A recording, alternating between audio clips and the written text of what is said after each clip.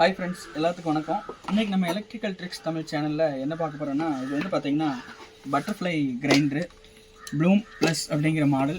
இந்த கிரைண்டரில் பார்த்திங்கன்னா உங்களுக்கு அதாவது பேரிங் வந்து போயிடுச்சு, பார்த்திங்கன்னா தெரியும். இதுக்கு நம்ம என்ன பண்ணணும் அப்படின்னா, கழட்டி பேரிங்கை பிரித்து எடுத்து மாற்றுறது ரொம்ப சிரமமாக இருக்கும். இல்லைன்னா நீங்கள் ஒரு கடையில் கொடுத்து மாற்ற வேண்டியது இருக்கும். ஈஸியான ஸ்டெப்ஸ் நான் சொல்லித்தரேன். அதுக்கு வேணுங்கிற பொருள் வந்து பார்த்திங்கன்னா இதுதான். இந்த வீலு, இந்த சாஃப்ட்டு, அப்புறம் இந்த பேரிங்கு, இது மூணுமே நீங்கள் தனியாக கடைகளில் கிடைக்குது. ஆக்சுவலாக இது எப்படி வாங்கணும்னு நான் சொல்கிறேன். ஃபஸ்ட்டு கிரைண்டர் ஸ்க்ரூவெல்லாம் பிரிச்சுட்டு இந்த மேலே வந்து தண்ணி போகாத மாதிரி கேப் கொடுத்துருப்பாங்க. இந்த கேப்பு அதே நம்ம ஸ்க்ரூ ட்ரைவர் வச்சு லேசாக அப்படி நம்பினா வந்துடும். வந்ததுக்கப்புறம் நம்ம கிரைண்டர் கழட்டி மெதுவாக கழட்டணும். ஏன் அப்படின்னா நம்ம கிரைண்டரோட ஆன் ஆஃப் சுவிட்ச் வந்து எப்போவுமே கனெக்ட் ஆகிருக்கும். அதனால் வந்து மெதுவாக கழட்டி இப்படி சைடில் வச்சுருங்க. நான் ஏற்கனவே கழட்டி வச்சுருக்கிறேன். இப்போ நான் உங்களுக்கு காமிக்கிறேன் என்ன பிரச்சனை அப்படின்னு. ஆக்சுவலாக இந்த பேரிங் தான் வந்து பிரச்சனை. பார்த்தீங்கன்னா தெரியும், ஷேக் எப்படி ஆகுதுன்னு உங்களுக்கு தெரியும். இப்போ இதை வந்து நம்ம வந்து மாற்றணும் அப்படின்னா நம்ம ஒன்று கீழே அடிக்கணும் அல்லது மேலேருந்து தட்டணும். ரெண்டுமே பண்ணியுமே பேரிங் அந்த கல்லில் வரல அப்படின்னா ஈஸியான ஸ்டெப்ஸு. இதை நீங்கள் கடையில் கொண்டு போய் கொடுக்க வேண்டியதெல்லாம் நீங்களே பண்ணலாம் வீட்டில். எப்படின்னு பார்த்தீங்கன்னா சேம் நீங்கள் உங்கள் வீட்டில் பக்கத்தில் இருக்கிற சிட்டி, அதாவது இந்த மிக்ஸி கிரைண்டர் ஸ்பேர் அது சேல் பண்ணுற கடையில் போய் இந்த மாதிரி சேம் கேட்டிங்கன்னா இதே மாதிரி கொடுப்பாங்க.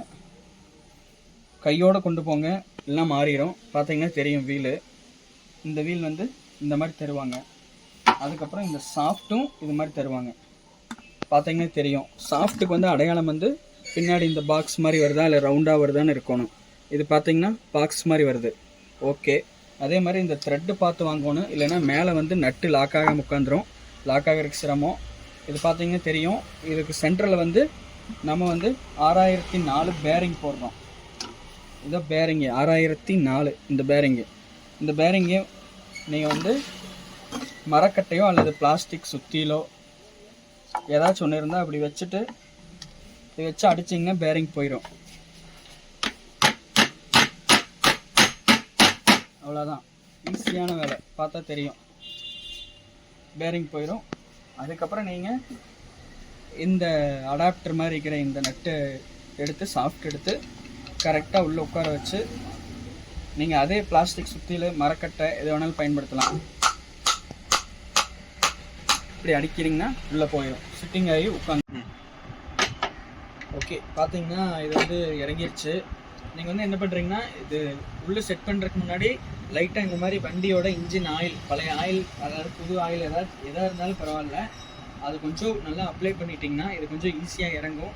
பிளாஸ்டிக்கு உள்ளே நல்லா இறங்கிடும். நம்ம வந்து உள்ளே இரும்பு பேரிங் போட்டிருக்கிறோம், அதனால் கொஞ்சம் இறங்குறதுக்கு சிரமமாக இருக்கும். அதனால் நீங்கள் நல்லா ஆயில் அப்ளை பண்ணிவிட்டு நீங்கள் இதை வந்து இந்த இடத்த வந்து பேஸாக வச்சு அடிங்க, அல்லது இந்த இடத்த பேஸாக வச்சு அடிங்க. இந்த இடத்த வச்சு அடிச்சிங்கன்னா இது ரொம்ப சின்ன பாட்டு உடஞ்சிரும். இந்த இடத்தையுமே பேஸாக வச்சு இப்படி கீழே வச்சு பேஸ் இந்த நேரம் வச்சு அடிச்சிங்கன்னா இறங்கிரும். இது போல் பாருங்கள், உடஞ்சிருச்சு. இது ஆக்சுவலாக இது உடஞ்சிருச்சு. அது எந்த பிரச்சனையும் இல்லை. 3 பக்கம் நல்லா இருக்குது, ஒரு பக்கம் மட்டும் உடஞ்சிருச்சு. நீங்கள் உடையாமல் பார்த்து இந்த சென்டராக இருக்கிற உங்கள் வீட்டில் பழைய ஐட்டம் ஏதாச்சும் இருந்துச்சுன்னா இந்த மாதிரி சென்டராக இருக்கிற பொருள் எடுத்து வைங்க. இதில் சுற்றி இருக்கிற இந்த காடியில் அடிபட்டுறக்கூடாது. ஏன்னா இந்த காடி தான் வந்து பெட்டில் உட்கார்றது. கிரைண்டரோட பெட்டில் வந்து இந்த ஸ்கொயராக இருக்குது பார்த்தீங்களா, அதில் வந்து உட்கார்றது. இப்போ நம்ம இந்த ஸ்கொயர் காடிக்குள்ளே இந்த ஸ்கொயரை உட்கார வைக்க போகிறோம்.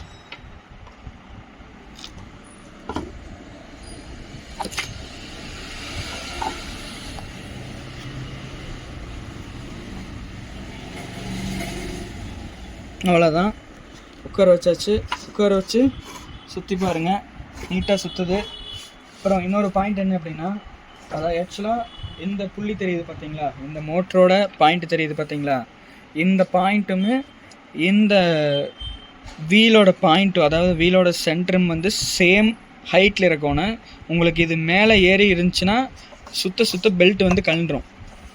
அதாவது பார்த்தீங்கன்னா லைட்டாக இப்படி மேலே ஏறி இருந்துச்சுன்னா சுத்த பெல்ட் வந்து கழண்டுரும். கரெக்டாக இந்த பாயிண்ட் வந்து நேராக இந்த மோட்டரோட இந்த புள்ளிக்கு இருக்கணும் கரெக்டாக. அது மாதிரி பார்த்து இதை கீழே இறக்கிக்கங்க.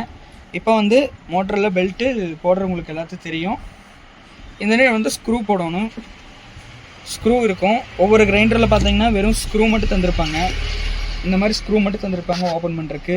மேக்ஸிமம் கிரைண்டரில் பார்த்தீங்கன்னா 8ஆம் நம்பரு போல்ட் நட்டு அந்த மாதிரி தந்திருப்பாங்க. இந்த கிரைண்டரில் பார்த்தீங்கன்னா கீழே வந்து மேல் ஃபீமேல் இந்த கனெக்டு இந்த டைப்பில் தந்திருக்காங்க. நீங்கள் வந்து இந்த கிரைண்டரில் பேக் சைடில் இதை வந்து ஃபிக்ஸ் பண்ணிக்கணும். இதை மாதிரி தந்திருக்காங்க.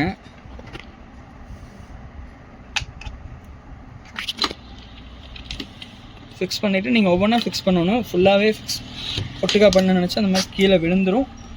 ஃபஸ்ட்டு ஒரு நட்டை உள்ளே போட்டுட்டு கையில் பிடிச்சிட்டு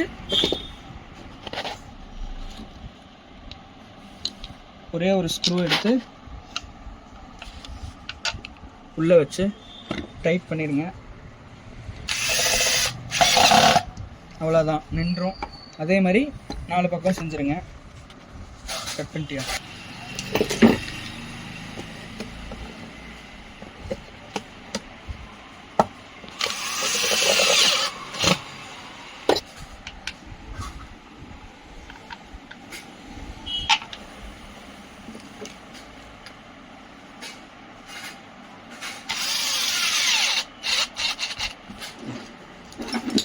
இப்போ பார்த்தீங்கன்னா இந்த வீல் நம்ம வந்து ஃபிட்டிங் பண்ணியாச்சு. 4 ஸ்க்ரூவும் போட்டாச்சு. நீங்கள் 4 ஸ்க்ரூ போட்டதுக்கப்புறம் வீல் வந்து ஃப்ரீயாக சுற்றுதான்னு சுற்றி பாருங்கள். நம்ம ஏதாச்சும் ஒரு ஸ்க்ரூ கம்மியாகவும் ஒரு ஸ்க்ரூ எச்சாகவும் போட்டிருந்தோம்னா இது வந்து வீல் வந்து மேலே கீழே சுற்றும். அது மாதிரி சுற்றக்கூடாது. அதனால் கை இந்த மாதிரி உள்ளே விட்டு வெளியே இந்த மாதிரி சுற்றி பாருங்கள். வீல் நீட்டாக சுற்றுதானு. ஓகே, நீட்டாக சுற்றுது. இப்போ நம்ம இந்த பெல்ட்டை வந்து இந்த மோட்டரோட புள்ளிக்குள்ளே ஃபஸ்ட்டு விட்டுட்டு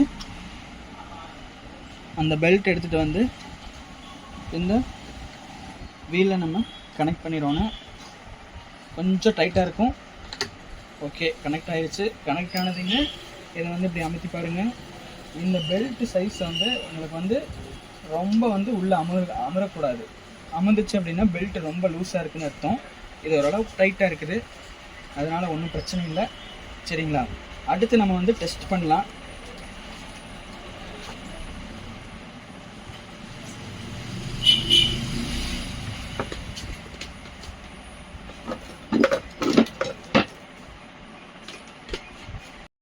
ஓகே, இப்போ பார்த்தீங்கன்னா செக் பண்ணலாம்.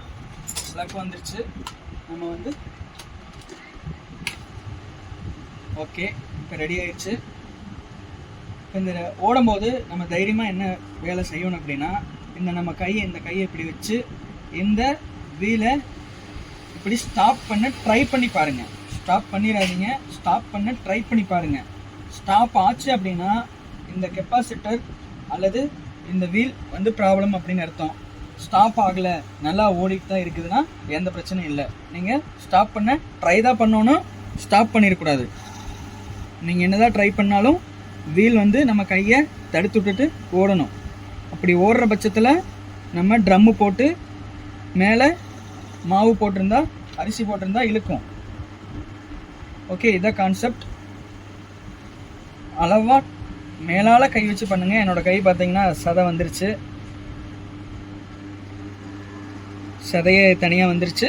மெதுவாக கை வச்சு நிற்கிதான்னு ட்ரை பண்ணி பாருங்கள். நிற்கலையா விட்டுருங்க, அவ்வளோதான். இப்போ நம்ம பேக் பண்ணிடலாம். கட் பண்ணிடுங்க. ஸ்க்ரூ போடுறது எடுக்கணுமா?